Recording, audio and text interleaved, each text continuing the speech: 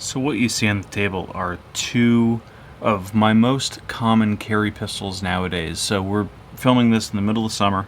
You can probably hear the air conditioner, going on in the background. But let me just unload this because this was loaded. There. These are my two most common carry pistols in their two most common configurations. This is a Glock 43. It is a somewhat aftermarket Glock. I bought it as a frame only, and then I added, this is a Brownells Glock 43 slide with window. And then some various components. Most of these are stock Glock inside of here. The barrel's not, obviously. It has an aftermarket guide rod, steel guide rod. And it has a cool plate on the back. But pretty much everything else is stock here. I did also put a rubberized grip on here as well.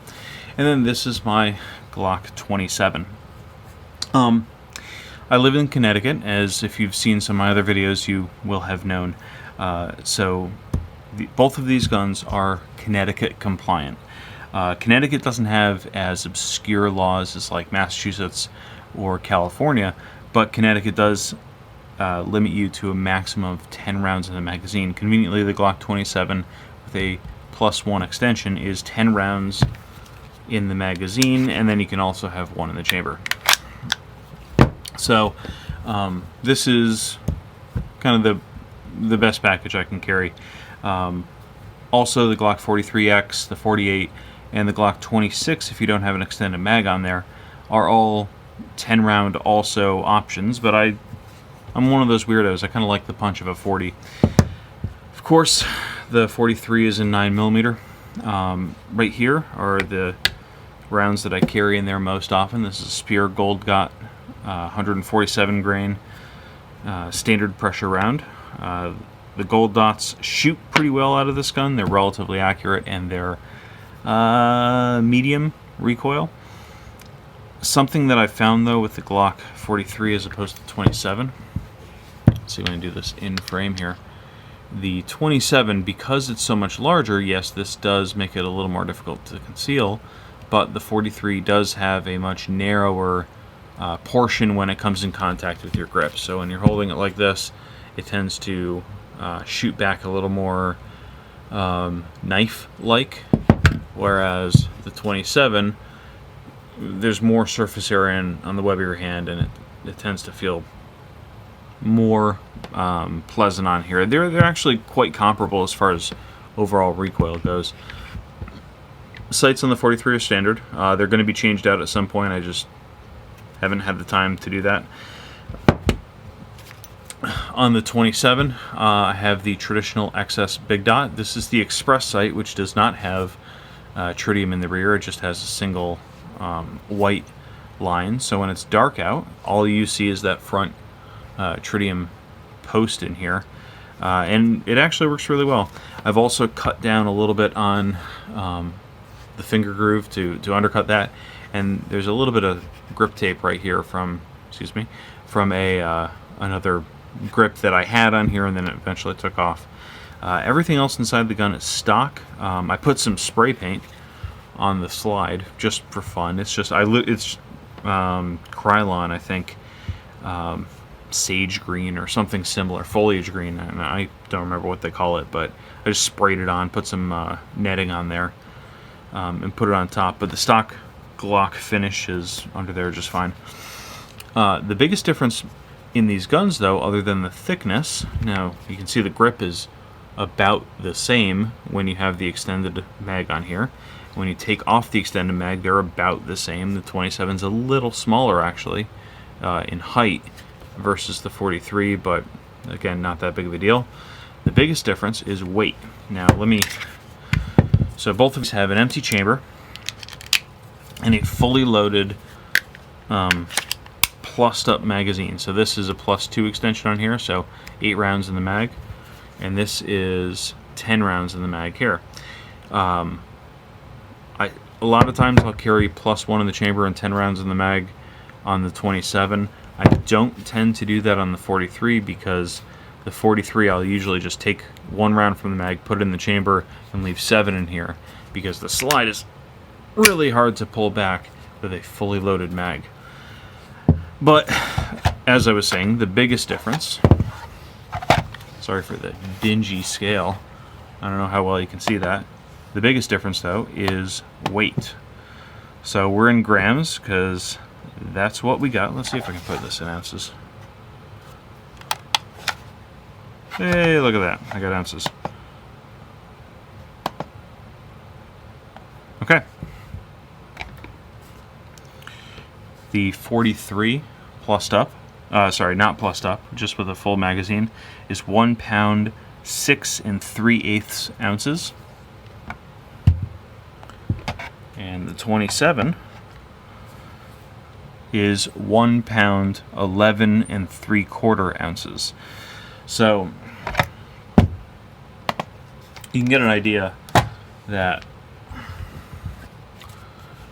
this is 5 ounces more, which doesn't sound like a lot, but when if you're carrying this outside of your waistband, so if you're not outside the waistband specifically, but not inside your waistband, on an ankle, or in, like if I'm working out, I'll use a fanny pack, or somewhere just not directly on your waistband, you'll feel this weight a little more kind of swinging around. I sometimes will carry this gun on the ankle. If I do, I put in the flush fitting mag, which looks like that. And if I use a flush fitting mag for the 43, I'll use the ETS mags. This is a 7 round capacity. And that's what that looks like. It does bother me when people claim that the 43 is a single stack gun. It's really not a single stack gun. Just to show you that double stackedness, it's kind of 1.5 stack. And the 43X and the 48 are actually quite a bit more stacked than this. They're a little thicker. The ETS mags you can actually see pretty well, and they stack them a little more. But oh, wrong one. But even on the stock 43 mag here, you can see kind of the stagger pattern that they have just on their witness holes. Anyway, both of these are great guns. Like I said, sometimes I'll carry it, the 27, outside of my waistband. I'll carry it in an ankle holster or something. This is a DeSantis gripper that is really good for inside of a pocket. This is not a really good pocket gun, again, because it's heavy and because it's kind of just thick and chunky. But it's also really good if you're carrying it inside a backpack, or a fanny pack or somewhere. Number one, I would always have a dedicated pocket. Number two, if I'm carrying it not directly on my person, I probably won't have a round chambered. Now, I can access it quickly, but it's not on my person, so I can't access it quickly anyway. This is just more to have it if I need it. And I'll carry it in something like this. I can also take the gun out, rack around in, which I'm not going to do right now, and I can still put this in my waistband, and although it doesn't have a clip or any kind of retention, it'll still actually hold pretty well inside there, and I've actually never had it fall out. This will also fit, although it's advertised just for the 26 and 27, it'll also fit the 43 just fine. Primary mag that I use, I actually got this off Amazon, and it's really good. This is a Fierce Defender holster, and it clips in really positively with the 43. It's a really good fit on this gun. It also has an open front, so if I wanted to use a 48, I could, although it would stick out as well. And it's got a pretty generous room in the sight channel, which is where I do find some binding on holsters. This is not the stock clip that came with this. This is a Dynamis Alliance clip, and why I like this, I'll actually just show you on the holster, is this clip. You can put this on your pants even without a belt or anything, and it'll hold on just onto fabric. It doesn't even need a belt or anything to hold on to. So it's a really good system on there. You can they say you can put it on like board shorts or something, but it's fantastic. So what I'll do a lot of times is I'll use this as a tuckable holster, and instead of threading this through my belt, I'll just put it on the fabric behind my belt. Belt goes on top of this, and it works fine if, you know, it's a Sunday and I'm wearing a tucked in shirt or something. Anyway, that's my little 43 versus 27 comparison. Hope you guys enjoyed. Yeah, and if I have the choice, I'll carry something bigger, but when you got to compromise, these are both great options. See ya. Stay safe out there.